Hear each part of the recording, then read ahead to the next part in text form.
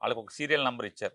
వీళ్ళందరూ అప్లికేషన్స్ని పిఆర్ఓ నుంచి సచివాలయానికి, సచివాలయం నుంచి మున్సిపల్ కమిషనర్కి, మున్సిపల్ కమిషనర్ నుంచి ఎంఆర్ఓ, ఆర్డీఓ, జాయింట్ కలెక్టర్, కలెక్టర్కి వెళ్ళి సీసీఎల్లోకి వెళ్ళినాయి, సీసీఎల్ నుంచి ప్రింటింగ్కి వెళ్ళినాయి, ప్రింట్ అయ్యి వచ్చినాయి. కానీ అంటే మీరు ఓట్ల కోసం జనాన్ని మోసం చేసి నకిలీ పట్టాలు మీరు బయట నకిలీ పట్టా అయితే ప్రూవ్ చేయమంటున్నా కదా. సంవత్సరం నుంచి తన్నుకుంటున్నారు ఎందుకు? ఎలక్షన్ ముందే నేను నకిలీ పట్టాలు పడుతున్నాను ఈనాడు, జ్యోతి, కుల రవీంద్ర అల్లరి చేశారు. సంవత్సరం అయింది కదా, సంవత్సరం ఎందుకు పట్టింది మీకు అంటున్నా. అంటే ఒకవేళ ఇన్ కేసు నకిలీ పట్టాలు ముద్రించి ఇచ్చారు అనుకుందాం, ఏ ఓటర్ కూడా నా స్థలం ఎక్కడా అని అడుగుతాడు, అడగాలి కదా. అలాంటి చేసిన వెంటనే వెళ్ళి అక్కడికి వెళ్ళి కూర్చుని ఇది నాదని చెప్పి ఒక చిన్న కర్రన్న బాతి వస్తాడు. రెండోది ఏంటంటే, నేను పంచిన ప్రతి పట్ట నేను తప్పితే ఎవరో పంచలా. నాతో పాటు మున్సిపల్ కమిషనరు, ఎంఆర్ఓ, ఆర్డీఓ, కొన్ని సభల్లో ఆర్డీఓ ఉన్నాడు, కొన్ని సభల్లో ఆర్డీఓ లేడు. బందర్లో ఉన్న ప్రతి ఒక్కరిని, దాదాపుగా పట్టా పొందిన ప్రతి ఒక్కరిని, అది ఇదవని, ఎంక్రోచ్మెంట్ అవని, అది అవని పిలిచి నేనే పంచిపెట్టాను. ప్రింట్ అయ్యి వచ్చిన ప్రతి పట్ట నేనే పంచిపెట్టాను. నాతో ఎంఆర్ఓ ఉన్నాడు, నాతో ఎంఆర్ఓ ఉన్నాడు, అందరూ ఉన్నారు. బందర్లో ఉన్న ఈ 20,000 పైచీలకు అంటే 19,000 చిల్లర, అదొక 800 చిల్లర, 819, ఇవన్నీ కలిసి పెద్ద పెద్ద కాలేజ్ గ్రౌండ్లో, ఆఖరి పోలీస్ గ్రౌండ్లో కూడా పంచిపెట్టాం.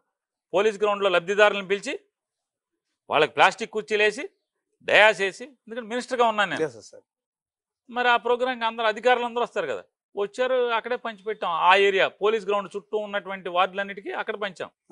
హిందూ కాలేజ్ చుట్టూ ఉన్న వార్డులకి హిందూ కాలేజీలో పంచాం. జేఎన్ స్కూల్ అని ఒకటి ఉంది, అక్కడ గ్రౌండ్లో, ప్లే గ్రౌండ్లో ఆ ఏరియా పంచాం. అట్లా ఎక్కడెక్కడ పెద్ద పెద్ద ఖాళీ గ్రౌండ్లో ఉంటాయో ఆ సరౌండింగ్స్లో ఉన్న 4-5 వార్డులని ప్రజలను అక్కడ తీసుకొచ్చి లబ్ధిదారులు ఇచ్చాం. రానోళ్ళు ఉంటే వాలంటీర్లకి ఇచ్చి ఇంటికి పంపించాం. ఇది ఎప్పుడు జరిగింది? 2021 ఏప్రిల్లోనే ఇప్పుడు జరిగింది.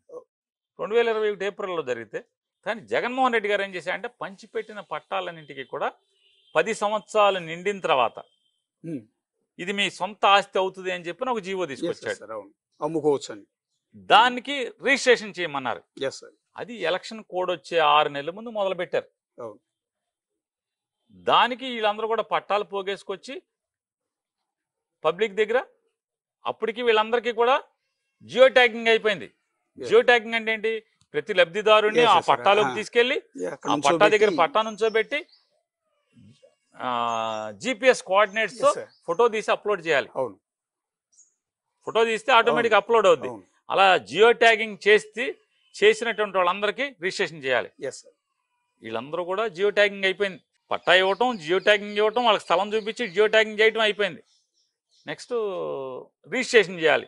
రిజిస్ట్రేషన్కి ఎలక్షన్ అడావిడిగా ఎలక్షన్ ముందు ఎంఆర్ఓ ఆఫీస్ వాళ్ళు వీళ్ళు అందరూ కలిసి చేసుకున్నారు. దానికి నాకేం సంబంధం లేదు. ప్రభుత్వం ఆదేశించింది, జిల్లా యంత్రాంగం మొత్తం చేసుకున్నారు. దానికి ఆఫీసులో ఈ పట్టాలన్నీ, ఎందుకని వీళ్ళు తీసుకెళ్ళి దాన్ని రిజిస్ట్రేషన్ చేయాలి కదా, ఏదో చేసేస్తున్నారని చెప్పని. ఇప్పుడు కులరేందర్ దగ్గర శివరామకృష్ణ ఒక పిఏ ఉన్నాడు, అది పచ్చి అవినీతి పరుడు. ఆయన్ని బోళని సార్లు ఆర్డీఓలకి, కలెక్టర్కి చెప్పాను, ఈ ఆఫీసులో డైరెక్ట్గా లంచాలు అడుగుతున్నాడు, ఈయన ట్రాన్స్ఫర్ చేయంటే, లేదు సార్ కొద్దిగా మాకు బాగా హ్యాండీగా ఉంటాడండి, బాగా వీళ్ళకి చెలరెత్తాడు కదా. నాకేం చెప్పాడు, కాదు సార్ ఆయన తీసేస్తే మాకు ఆఫీస్ నడవదు, ఆగిపోద్ది అని చెప్పి ఆయన ఉంచుకుని ఆడేమో ఇక్కడి నుంచి తప్పుడు సమాచారం ఇవ్వటం, కులరేందర్ దగ్గర చిల్లర తీసుకుని తప్పుడు సమాచారం ఇవ్వటం, అంటే ఏదో రకంగా విషం చిమ్మి బురద చిమ్మి అల్లరి చేయాలని. అక్కడ ఉన్నాయేమో రిజిస్ట్రేషన్కి వెళ్ళినటువంటి పట్టాలు నేను ఏప్రిల్లో పంచిపెట్టాను. మొత్తం ఈ 26,000 పట్టాలు ఏప్రిల్లో పంచిపెట్టాను. ఎంక్రోచ్మెంట్స్ కూడా ప్రింట్ అయ్యి వచ్చిన ప్రతిదీ కూడా ఎంఆర్ఓ ఆ కమిషనర్ సమక్షంలోనే పంచిపెట్టాను. అన్నిటికీ ఫోటోలు ఉన్నాయి. శ్మశానంలో పంచారంట. శ్మశానం కలెక్టర్ అప్రూవల్ ఇచ్చాడు, కౌన్సిల్ తీర్మానం చేసింది.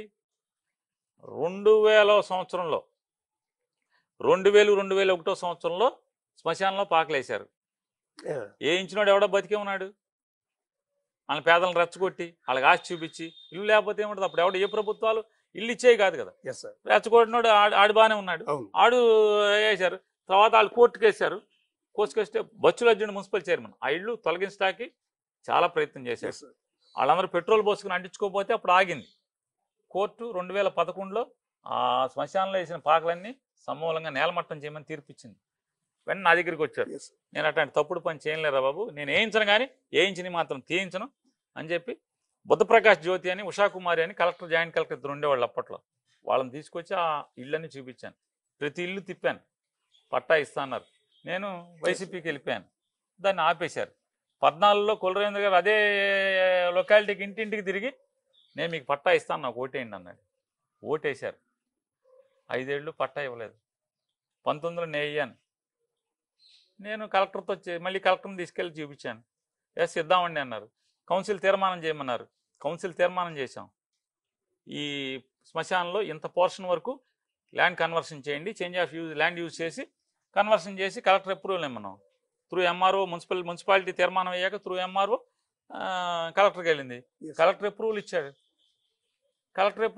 పట్టాలు తయారైన ఎంఆర్ఓ సమక్షంలో తెల్లవారుజామున, అంటే వాళ్ళు కూలికి వెళ్తారు కాబట్టి 5:30కి వెళ్ళి నేను పనిచేశాక వాళ్ళు కూలికి వెళ్ళిపోతారు. ఆ రోజు భోజనం పోకూడదని పట్టాలు పంచి వచ్చాం.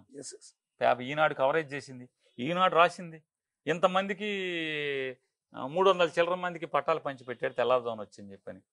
వాళ్ళ పేపర్లో వాళ్ళే రాస్తారు. అప్పుడు 2022, అప్పుడు 21, 22లో. ఇవాళేమో దొంగ పట్టాలు అంటారు. ఏది దొంగ పట్ట?